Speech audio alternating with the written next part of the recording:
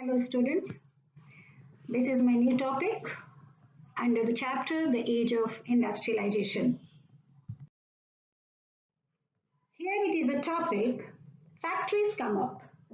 The first cotton mill Bombay came up in 1854 and it went into the production 2 years later by 1862. Four mills were at work with 94,000 spindles and 2,150 looms. Around the same time, jute mill came up in Bengal and the first being set up in 1855 and another one 7 years later in 1862.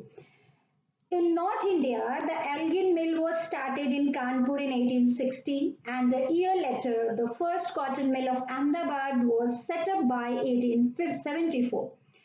The first spinning and weaving mill of Madras began production. So, who was set up these industries? Where did the capital come from? And who came to work in this mill? This coming slides we are going to study about that. First, we have to take a topic, the early entrepreneurs. From the late 18th century, British in India began exporting opium to China. Many Indians became a junior player in this trade, providing the finance, procuring supplies, and shipping condiments. Having earned through trade, some of these businessmen has begun to developing industrial enterprises in India. They want to establish their own industries in India. So, in Bengal, Dwarka Nath Tagore set up a six joint stock company in 1830 and 1840s. Next one, in Bombay, Parsis like a Dilsao and the Jamsetji Tata built a huge industrial empires. Then Seth Hukumchand set up the first Indian jute mill in Calcutta in 1917. So did the father as well as a grandfather of famous industrialist G.D. Birla. Then here's the one question. How the early entrepreneurs collect their capitals, how they arrange their capital. So some of the merchants had the link with the Middle East and the East Africa. Other commercial groups operated within India, carrying goods from one place to another, banking money, transferring fund between the cities and financial trader. These financial traders gave the support of Indian entrepreneurs.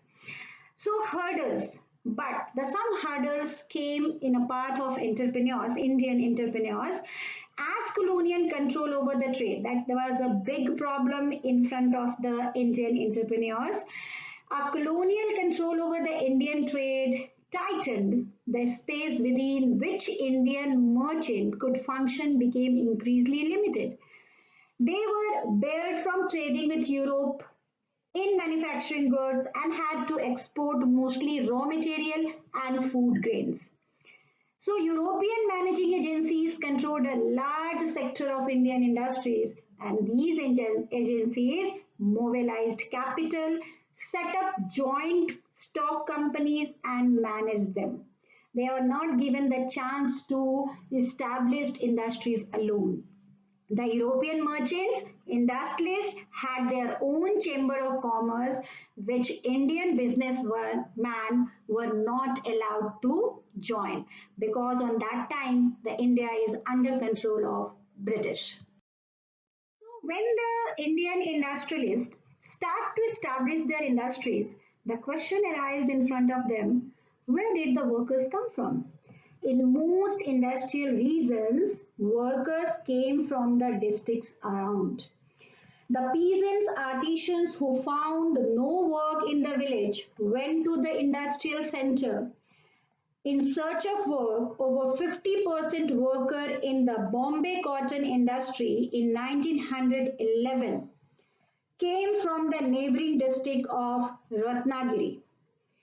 And while Mill of Kanpur got most of their textile hands from the village within the district of Kanpur. Getting job was always difficult because The numbers seeking work were always more than the job available. So entry into the mill were also restricted. Industrialists usually employed a jobber who get a new recruits. He got people through his village, ensured them jobs, and helped them settle in the city and provide them money in the time of crisis. Same situation we are studied in a case of England also. See the new topic, the peculiarities of industrial growth. That means the distinctive features of industrial growth. Most of the European managing agency which dominated the industrial production in India were interested in certain kind of products. When Indian businessmen began setting up industries in the late 19th century, they avoided the competing with merchant good and Indian market. So since yarn was not an important part of British imports into India, the early cotton mill in India produced a coarse yarn rather than the fabrics. When yarn was imported was only of the superior variety.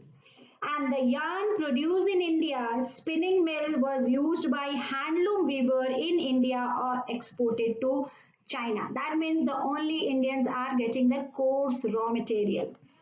By the first decade of 20th century, the series of changes affecting the pattern of industrialization.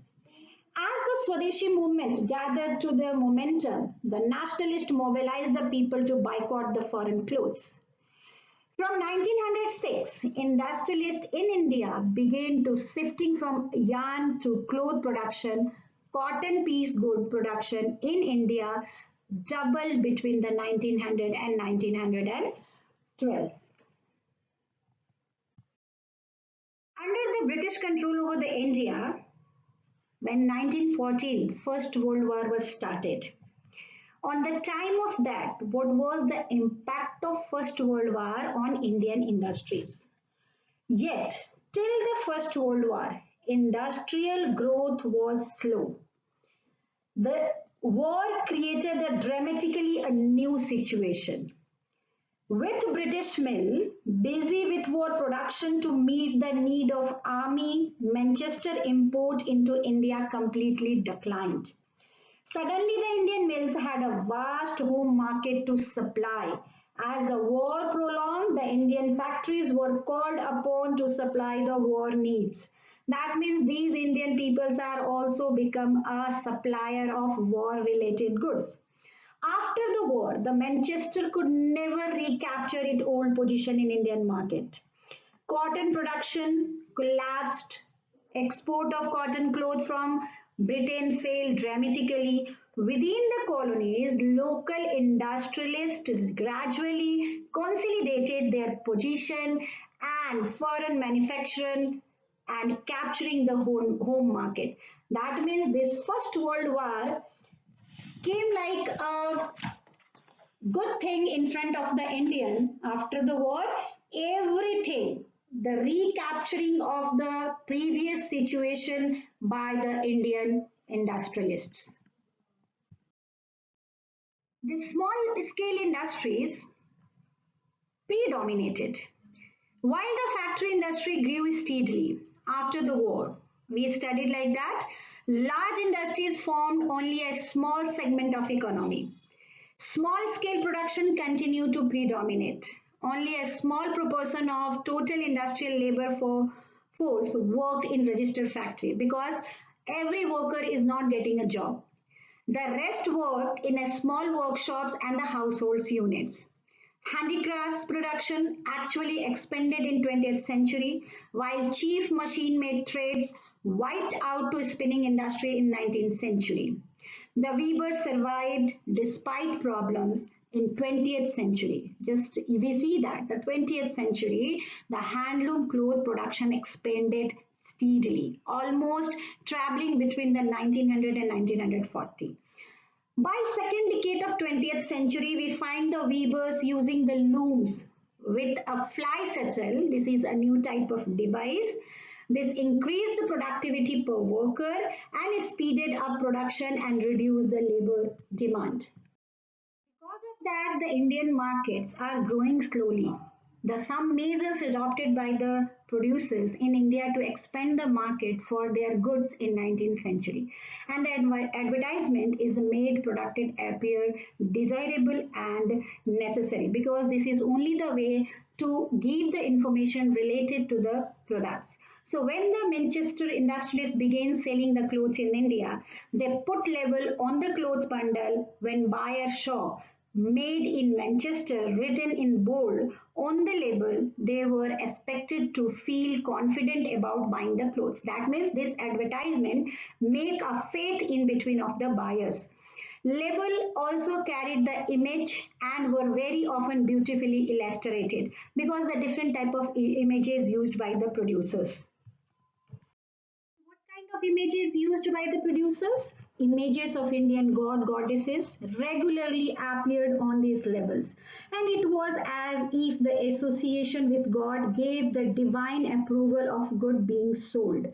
So, imprinted image of Krishna or Saraswati was also intended to make the manufacturer from a foreign lands appear somewhat familiar in Indian people.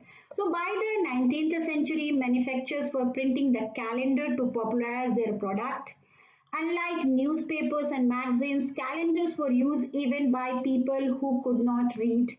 They were hung in tea shops, in poor people's home just as much as in offices and the middle class apartments. So through that, they begin to start to sell their products. Like the image of gods, figure of important person of the emperor and Nawab embodied advertisement and calendars.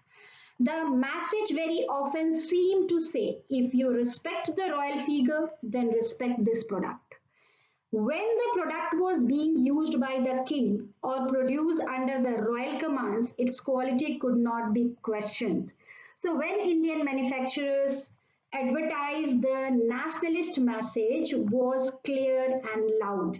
If you care your nation, then buy product that Indian produce. So advertisement became a vehicle of nationalist message of Swadeshi movement.